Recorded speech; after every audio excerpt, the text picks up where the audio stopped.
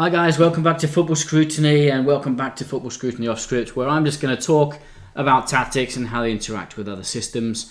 So we're going to talk a little bit now about the 4-4-2 mid-block and how to break it down really with a 4-3-3. So here are your two systems. You've got the 4-4-2 in blue and then the 4-3-3 in red.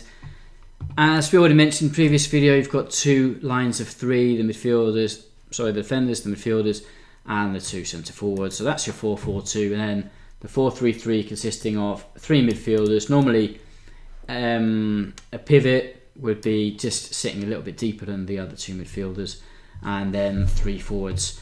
Now let's just put those systems together and get a ball in there. Bam! There you go. So we'll give that to the centre back because we've got our 4-4-2 in that mid block. Let's see if I can send that to the back. Yeah, that's probably a bit better. I'll send these lines all to the back so that they're not crossing over any of our players. Should probably have done this before, but there you go. That's what happens when you're off script. Not everything goes particularly to plan. Right, so there's our 4-4-2 and 4-3-3 interlinked. So we've got our teams in the mid block. 4-4-2 in the mid block. Let's just move them a little bit further forward, make them nice and compact, difficult to beat. So with your setup, well, you've got different ways to set up with a 4-3-3. So let's start by looking at the forwards. So you might put your centre forward, in between the two centre backs, or you might ask him to drop into this area here and then make the two midfielders and the two centre backs thinking of his positioning. But for now, we're just going to put him in this position here, trying to fix the two centre backs.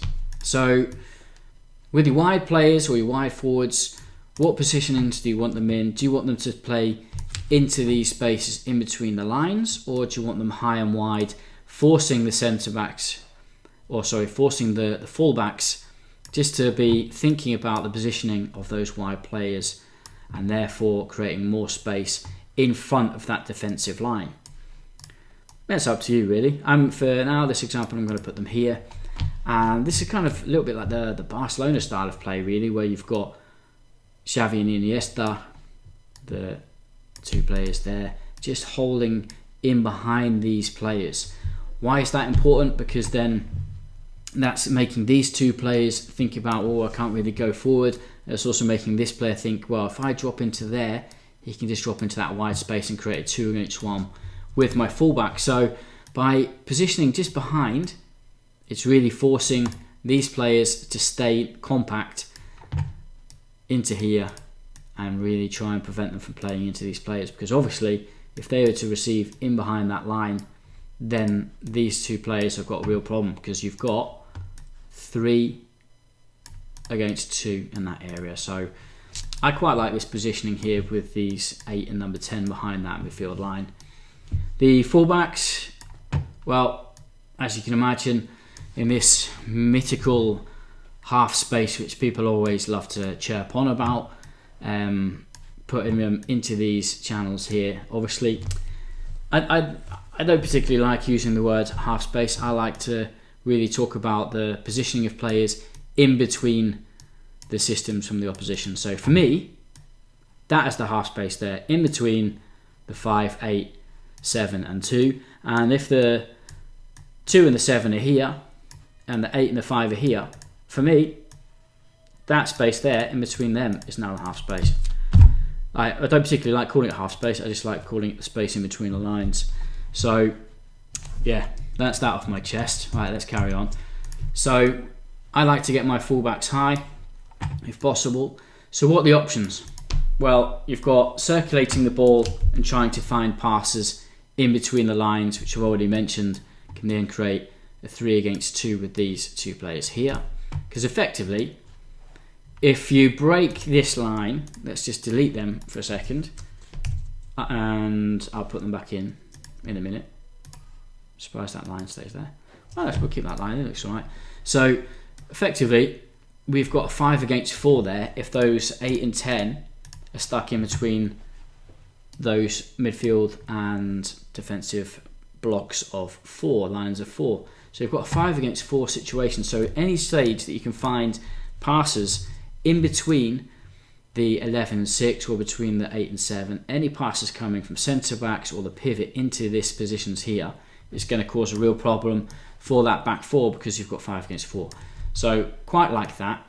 What Liverpool like to do is they like to push their wingers inside into these spaces here, push their fullbacks higher up and drop their midfielders into these positions here. So you've effectively got almost exactly the same positioning of your players, where now the 8 and the 10 are effectively your fullbacks, the 3 and the 2 are now your wingers, and the 7 and 11 are now your midfielders dropping into these spaces behind here. So it's effectively exactly the same thing, just asking different players to do different roles. So I quite like that. Just seems another problem. My 2 and my 3 are on opposite sides. So there you go, there's another mistake that you can pull me up on in the comments. Let's get that into there. Yeah, that feels a little bit better. Right, so let's put them back into here because I prefer my teams to play that way. I think I prefer my fullbacks a little bit further back. Right, so what's another option? We've talked about passes coming into here. Another which I like is when you've got these players into here, especially if you've got a nice powerful driving midfielders into these sections, is that when the ball is teased into here to a fullback and then the 11 jumps out, that's when I like my 10s to break in between here.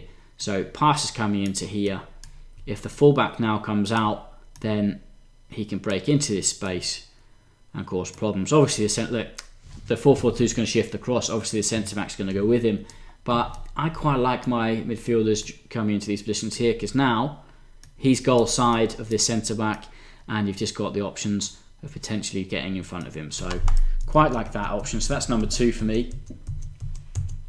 Let's give the ball back to our centre back. What are the other options? I also like the following. So when the ball is circulated, let's say that the ball comes out nice and wide into our fullback. My mouse isn't working very well. And my centre back comes across. I like it then when my midfielder drops into this section because it's difficult for those two to go and press. My centre back to open and to be into this kind of position here. So now when the ball is circulated into here, what are the 2 forwards going to do? If this forward comes in, then I like the ball to come into my centre back, and I want my centre back now to bring the ball forward and try to engage into the number 7, because obviously now you've got a 3 against 2 in this wide area, and if he jumps out, then it's game on. That's exactly what we want. Centre back drive into him. Ball, for me, I like the ball into space so that he can drive onto it. So then the 2 is in an awkward position when he's got a 2 against 1 in the situation. I would like my 11 just then to drop in behind, wait for him to jump out and press and receive that. And receive that ball in behind here. So there you go. There's 3 nice ways for the 4-3-3 to break down that 4-4-2 mid-block. How would you get around these attacks from the 4-3-3?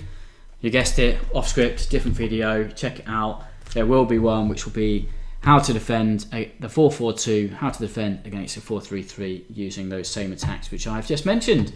So check it out, hope you enjoyed the video. Don't forget to share, don't forget to like, and we'll see you here again soon on Football Scrutiny's Off Script.